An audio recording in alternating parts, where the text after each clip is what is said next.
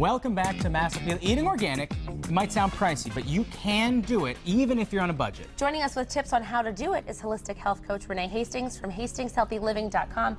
Renee, organic, the term can seem a little intimidating to some people. And there are times when you really should consider buying organic. Yeah, so what we're going to talk about today is there's a list called the Dirty Dozen and the Clean 15, which most people have heard of. And the Dirty Dozen, there's a list of 12 fruits and vegetables that either have really strong pesticides or they're very high amount of pesticides sprayed on them. So we're looking at the Dirty Dozen list right now. And yeah, it seems to me too, like things like apples, with the skin, if you have the skin on it and you're eating the skin, maybe you want to buy it organic? Right, yeah. And a lot of times too it can seep through the skin because it's in the soil. So it can get kind of tricky. You don't want to get too crazy, but if you use those lists to kind of think of it this way, like if you are on a budget, you can use the Dirty Dozen and kind of focus on the foods that your family eats the most. So if you eat a ton of blueberries but not a lot of kale, put your money into the blueberries and save it where you don't eat it. So when you're looking at the list, you don't have to buy everything all the time. Right, so if my kids are always eating blueberries, I probably want to buy organic so that they're always putting that cleaner option into their body. Exactly. So the Clean 15 on the other side is where you can kind of not put all your money into. Yeah, and those are things like onions, grapefruit, eggplant, asparagus, avocado. So you can save your money there all the time. You don't have to worry about organic as much. That's great. Okay. Yeah.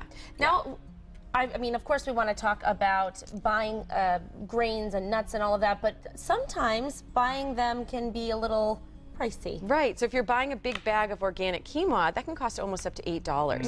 And a lot of times people read about foods and they go out and buy them and they don't even know if they like them. So buying them in bulk is really great because you can buy a small amount. And a lot of grocery stores have that now. They'll have bins. You can buy a small amount and you have what you need, try it and go back and buy more. Don't buy a big bag of organic something that you don't know if you're going to like or your kids are going to like. You can try all the grains going down the line, see which ones then you want to buy in bulk later. Exactly. And then you store them in the mason jars. It's a great way to store it. So it's really cheap. You can get them. We use salsa jars too, like our old salsa jars. And if you just put the nuts and seeds in the jars and seal them tightly, they can last up to 6 months. So it'll, you know, your dollar's going to go pretty far when you're keeping them stored in a nice tight jar. And I think that when you can see them too, it's more enticing and you want to eat them. Sometimes when you have a pantry, really cool. it looks great, but when you have stuff shoved in the back of your pantry and you can't see it, you're less likely to cook use it. And you're more likely to go for the candy bar. Exactly. And the other thing is people want to know like bananas and apples, right? So if you have a whole bunch of organic apples, don't put them in the bowl with bananas. They'll ripen faster. Potatoes and onions. Onions will make your potatoes grow spuds. Really? Yeah. This is awesome. Oh, okay. Well, we have a lot to talk about. Unfortunately, we're out of time, but really quickly, 30 seconds, meal planning. Why that's so important? So important because like you can buy a whole bunch of chicken, throw it in the oven, right? Us working moms, we want things that are quick. One night when you're watching TV, you put it in the oven. The next morning, not even that night, you chop it up. You can put it in like the quinoa salad we're making. You can use it for chicken salad. And if you have some left over, a busy night, you come home, you throw together a quesadilla with your kids with some broccoli or peppers, whatever they like, and your dinner's ready and you really didn't have to cook. But plan ahead, so you're using the things that we can talk about that during the recipe too, maybe, because I know that's something people love. We could talk about this through the news at noon, so don't go anywhere. We're going to talk about this later, and we're going to be making a quinoa and black bean salad. Delicious. Sounds great. Don't go anywhere. Welcome back to Mass Appeal. We are back with holistic health coach Renee Hastings, and now we're going to show you how to make a healthy black bean and quinoa salad. It's perfect for Memorial Day weekend, and it's actually under $10 to make Pretty much, yeah. You can make it really cost effective. So I cooked some quinoa, which one thing people just want to remember is to rinse your quinoa before, because it's got a coating on it called saponin. It's a natural herbicide, but it can make it taste bitter. So you just use a mesh strainer and rinse it. You'll see bubbles.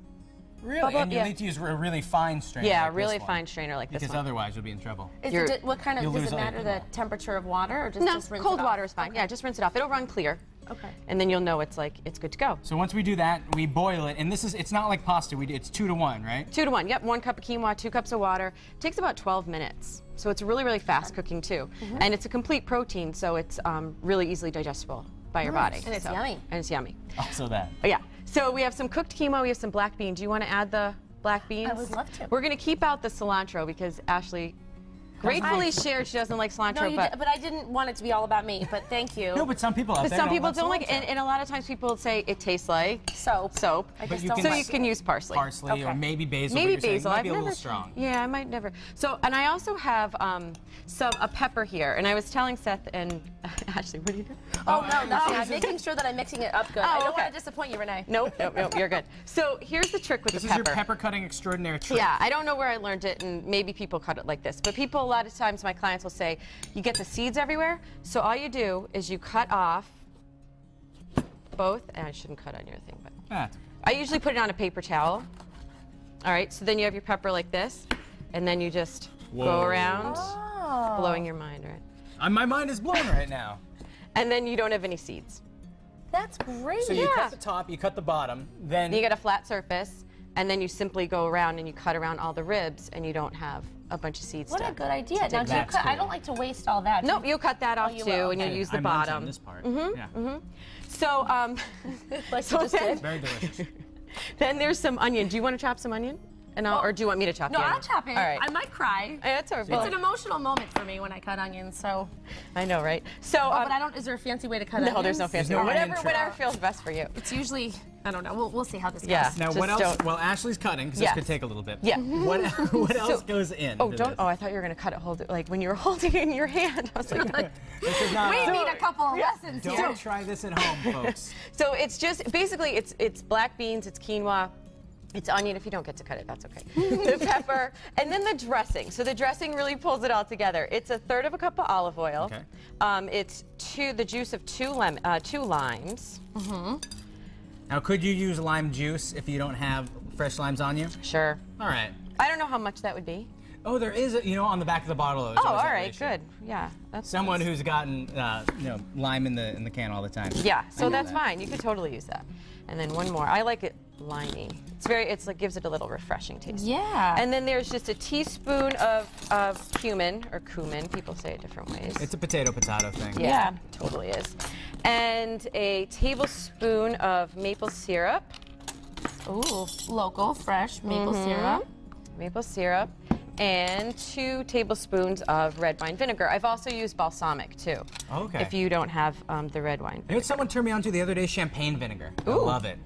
That sounds yummy. Try that out sometime. Now we have all natural sea salt to top it with. All natural sea salt, yep. And it's kind of to taste. If you don't use salt, then that's fine too. Is this whole onion going in there, Renee?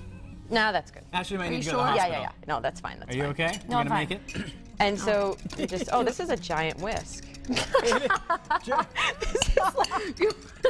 But moral of the story, That makes it really, Really good. you whisk it up. And we Let's just should dump it some in. pepper should go in, but that's fine. We'll Don't worry get to about it it. later. Oh, the peppers. Don't worry. Come Don't on, worry. Ash. We have the finished product. So you to put try. that in, and then once you've added everything together, it looks like this. It looks like this, and you can make it the night before, so that's really great too, because if it marinates, and you can always squeeze a little more olive oil or lime on top. How long does it stay for?